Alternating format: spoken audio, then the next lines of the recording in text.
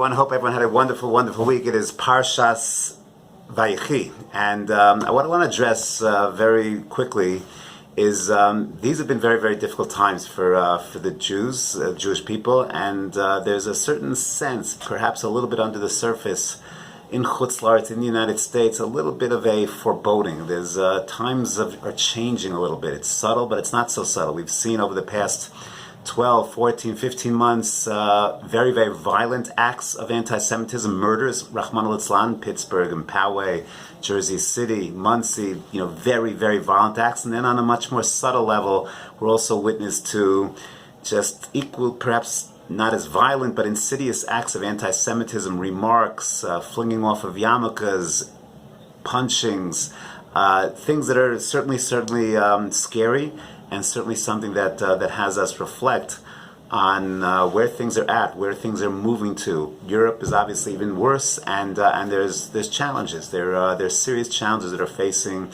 Klal Yisrael that we need to reflect upon. And in that context, I just want to share, without a sense of doomsday, chas v'shalom, without a sense of bringing up very, very scary things, but I do want to share a thought that comes out of Parshas Vayechi. And we read in the beginning of the Parsha, Yaakov gathers Yosef in front of him, and Yaakov tells Yosef, he makes him take a shvuah, Al na tikbareni b'Mitzrayim, I do not want to be buried in Mitzrayim. There's actually a very fascinating Ramban on Pasuk Lamed Aleph, where the Ramban asks, why in the world did Yaakov Avinu require Yosef to take a shvuah? Yosef HaTzadik is not going to listen and fulfill his father's wishes. He has to make him take a shvuah. The Ramban makes a point, a very important point, that the purpose of the shvuah, of course, Yosef had every good intention, but sometimes in life, legitimate excuses happen. Maybe Paro has needs, maybe Paro is going to get in the way a little bit. Legitimate excuses happen.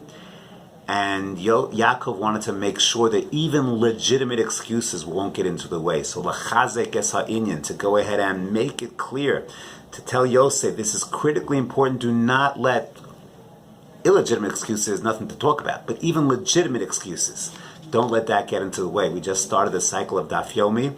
So many legitimate excuses could make a person kind of misstop him, drop the daf. So many people are energized by Maseches Brachos, but how many are going to finish Brachos? How many are going to finish Maseches Shabbos? How many are going to get through Eruvin?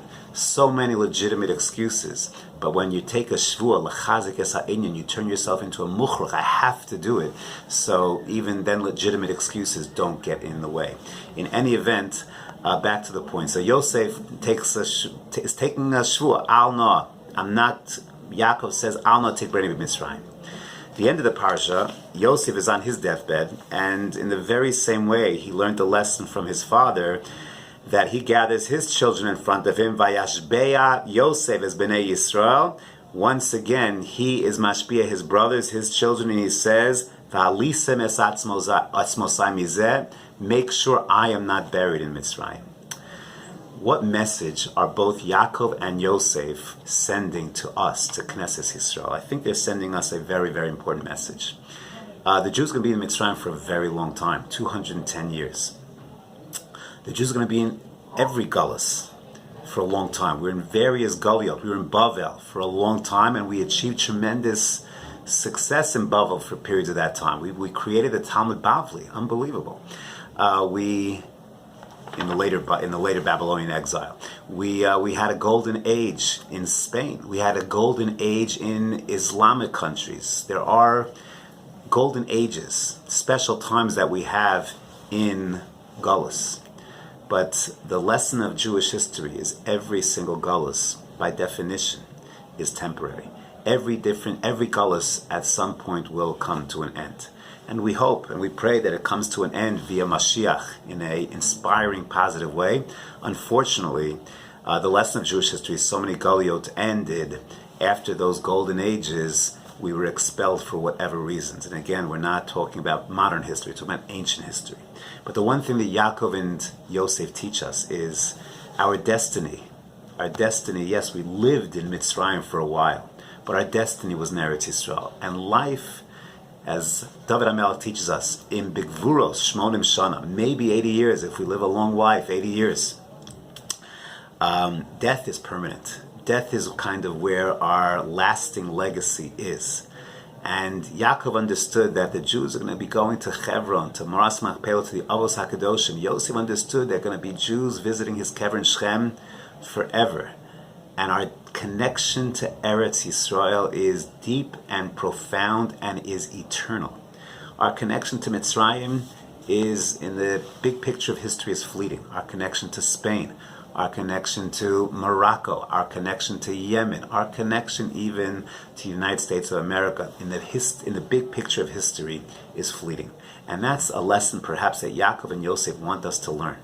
And that we should be zochet to have only good times. And the Medina should continue to be a Medina shel chesed, and a place where Jews have flourished and continue to flourish and to continue to grow. Be'ezrat Hashem. But we should all understand that we should have security and comfort and all the good things, but we should all understand that no matter what, our destiny is in Eretz Yisrael. That's what Yaakov is teaching Yosef. That's what Yosef is teaching Klal Yisrael. Yaakov is brought right after his death. He's brought straight away to Moras Machpelah. Yosef is going to have to go through a process. His bones are going to be in Mitzrayim for these 210 years, then 40 years in the Midbar, and then ultimately they'll have their ultimate resting place in Shechem, in Eretz Yisrael. But that's going to be the destiny of all the Jews. We're all heading to Eretz Yisrael. It's just a matter of when, how, time. We'll see how it plays out. Be'ez Hashem, Mashiach should come very, very soon and end all tsaros and end all tsar. But we should all understand that our gear, our mindset is our ultimate homeland is Eretz Yisrael.